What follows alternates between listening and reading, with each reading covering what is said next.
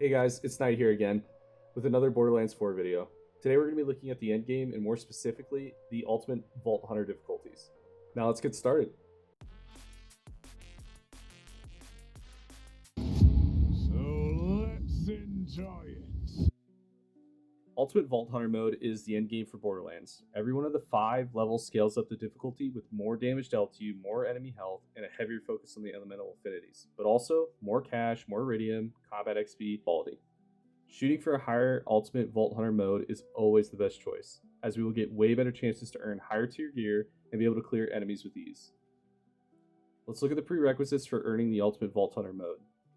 First, we have to complete the main story, which is about 16 hours to 36 hours depending on how much you explore other areas and missions. After completing the main story, we will be given 4 new main missions, which are meant to introduce us to the endgame. First one to complete is Zanes Firmware mission at Moxxi's establishment, where we learn about moving firmware from one item to another at the firmware transfer device. Next, we are introduced to the black market vending machine, where we can buy one legendary for $1 every week. For this first one, we're going to need to head here and grab our first black market legendary. Moving on to our third mission with everyone's favorite Moxxi. You have probably seen these holograms outside the boss arenas after you have defeated any of the bosses. These will give you the ability to pay cash to replay boss fights and farm higher tier loot from them. With Moxxi's mission, we are heading to the Coastal Bonescape, where we will refight one of the first bosses in Borderlands 4. After beating them, we will unlock the final prerequisite mission. In this final mission, we will visit Lilith at Moxxi's, and she will have us run a story mission with some modifiers. After completing that, congratulations, we have just unlocked Tier 1 of the Ultimate Vault Hunter modes. You can switch between the modes in the escape menu here if you're wanting to go up or down a tier. Now that we have Ultimate Vault Hunter 1, let's push on to get level 2. We will start by making sure that we're in the correct mode. By either checking in the escape menu or at the bottom of our screen, there should be a new symbol telling us what level we are on. Then we will go fight our first boss, Bramble Song, who is located here in the Terminus range, in the Bitter Vein abandoned auger mine. After beating Bramble Song, we are heading to fight the bio-armored Omega Thresher, in the Dominion city that is in the center of the map. This is a boss where we have to complete some side missions before we can fight them, which is going to happen several times on this list. First, complete one gassy issue mission nearby, and then it will prompt the second mission, one slimy issue. And the boss fight will be available now. Alright, this boss is a boss fight that can drag on for a bit due to the fact that they can tunnel and need to have their bio armor removed or they will be immune to damage. Give it about a 3 out of 10 difficulty, but annoyance of about a 6 out of 10 after fighting it. Moving on to the Vile Bulkhead in the Fadefields. This is exactly like the Thresher we just fought, so very simple fight. After beating the bio-armored Omega Thresher, we are heading to a drill site here in the Fadefields to fight my favorite boss, Sydney Pointy Legs. It's not a difficult fight, but it's a lot of fun. We are heading back to Moxxi's to do our final requirement for level 2, which is to complete the main story Rush the Gate with some added modifiers. Once we complete this mission, congratulations, we have now achieved Ultimate Vault Hunter level 2, which should be showing up at the bottom of our screen now. Let's start heading to level 3. After making sure that you are still in the correct Ultimate Vault Hunter mode, we are heading to the Terminus range inside the Whistler's Mall abandoned auger mine here to fight our first boss, Shadow Pelt. I just want to say, this is one of those boss fights that can drag on a lot, due to his ability to just turn invisible and regain his entire shield and will remain invisible until you break his shield again. With a difficulty of about a 4 out of 10 and annoyance about a 7 out of 10. Alright, as of September 20th, 2025, when this video is coming out, Shadow Pelt is currently the weekly boss, so you can actually replay using Iridium versus Cash for a higher chance at getting higher level gear. Let me know in the comments if you end up getting any legendaries from Shadow Pelt, so myself and others in the community to see if we want to farm Shadow Pelt to try to get those as well. Now that we have beat Shadow Pelt, we can move over to fight the Core Observer. Here in the Fadefields in the Black Line Bunker, you're fighting a glorified drone, and after dodging all the disco lasers, you should be good.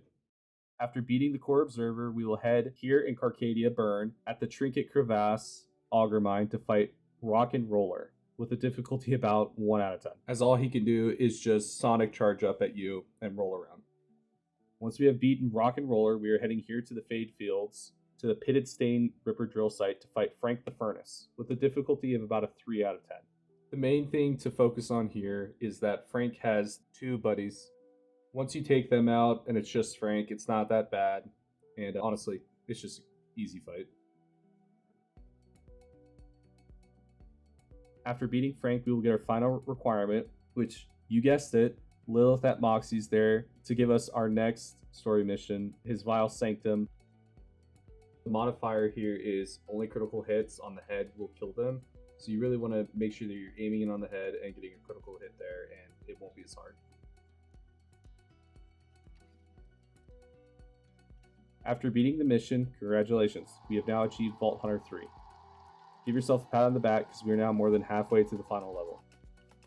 We're not stopping yet. We're heading to Terminus range at the lower marching drill site where we can fight the very fun boss, the Battle Wagon, which feels like something from Mad Max but mixed with Lord of the Rings Oliphaunts, where the boys are going nuts on the back of a giant Wildhorn with a difficulty of about a 2 out of 10 but a 10 out of 10 fun.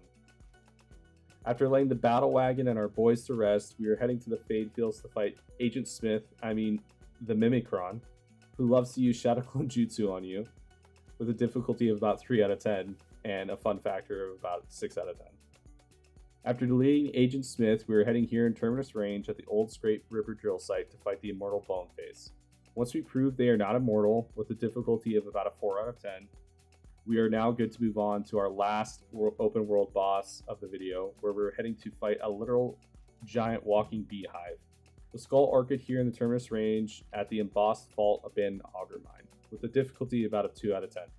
After using some Wasp Killer on that hive, we will head back to Lilith at Moxxi's place, where she will give us the main story mission, her Flaming Vision, with these modifiers.